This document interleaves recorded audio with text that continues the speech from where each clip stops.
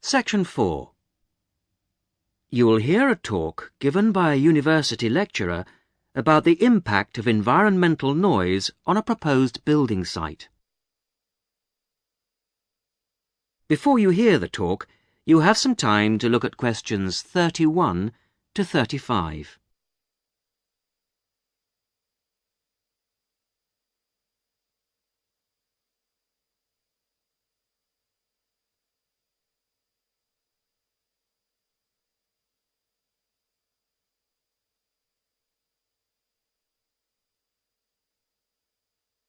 Now listen carefully to the first part of the talk and answer questions 31 to 35.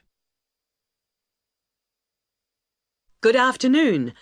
I'm Paula Bundle, and I am giving you the lectures on environmental noise this term. Today, we're going to look into the effects of noise on a planned housing estate in a particularly difficult part of the new Manchester Park area. This site is not as bad as some I have researched in the past. The Blacktown Airport is closed from 6 p.m. to 7 a.m, and this is a great advantage to the site. The only noise after dark is from the highway, and the traffic is somewhat reduced between 7:30 p.m. and 5:30 a.m. So the people most affected by the noise will be, I expect, housewives. By the time most of the students and workers have arrived back home in the evening during the week, the noise will have abated to a fairly large extent. The weekends are still a problem, of course, but the traffic is certainly reduced on Saturdays to a large extent, and even more so on Sundays. Of course, modifications to houses will be necessary at a site like this, and they come at a significant cost to the developer and home buyer. The modifications I'm about to outline will add about $25,000 to the price of a newly built house. That will still mean a cheaper house than in a less noisy and more desirable area. A bit of background would not go astray. I understand that you are all familiar with the proposed development site at Manchester Park. It's a particularly difficult one in terms of noise, with the highway along the eastern perimeter and the Blacktown Airport not 3 kilometres away to the north. Of course, those nearest the highway will be the worst hit, with heavy traffic noise as well as the noise from the light planes overhead. As you all know, the normal noise threshold for private housing is 55 decibels. At this site, the levels have been recorded as high as 67 decibels. Before the talk continues, you have some time to look at questions 36 to 40.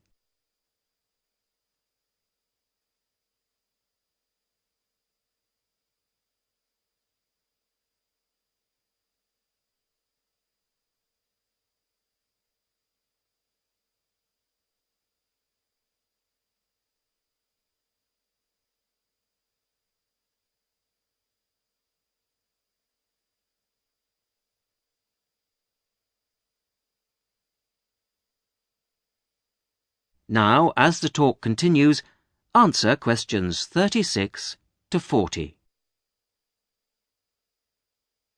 The construction of the houses has to be somewhat modified from houses in most areas.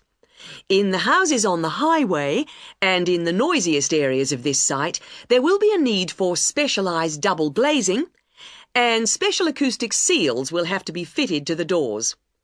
All exterior doors in this especially noisy pocket will have to be solid core wood doors with hinges. Every house built on this site, not just those adjacent to the highway or nearest to the airport, will require high-density insulation materials in the roof. Not only will all the roofs need insulating, the exterior walls will be required to be double brick. All ceilings will require double-thickness plasterboard to be used in the construction. In the noisiest areas, mechanical ventilation will have to be installed in the exterior walls. In those areas with sealed windows, it will be necessary to fit fans with absorbers to cut out the noise in those particular houses. Air conditioning units could also be fitted in the ceilings of such houses, but this is substantially more expensive than fans and may not be needed on this site.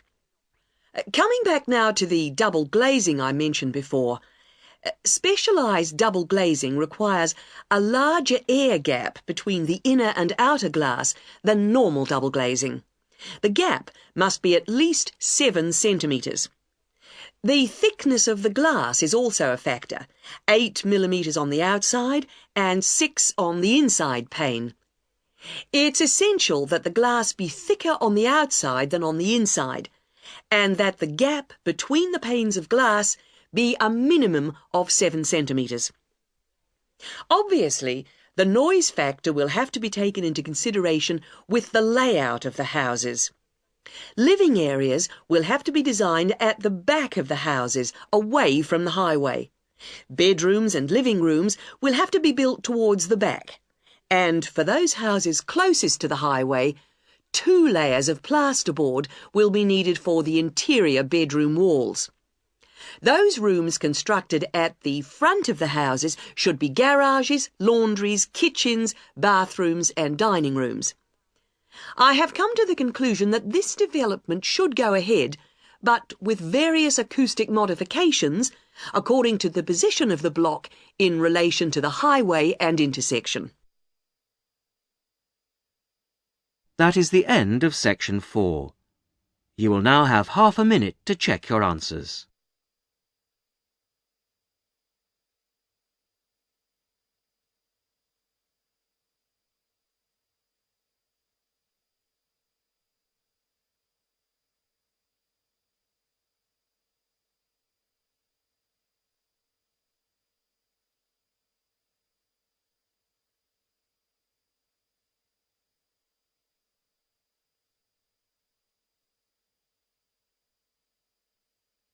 That is the end of the listening test. In the IELTS test, you would now have 10 minutes to transfer your answers to the listening answer sheet.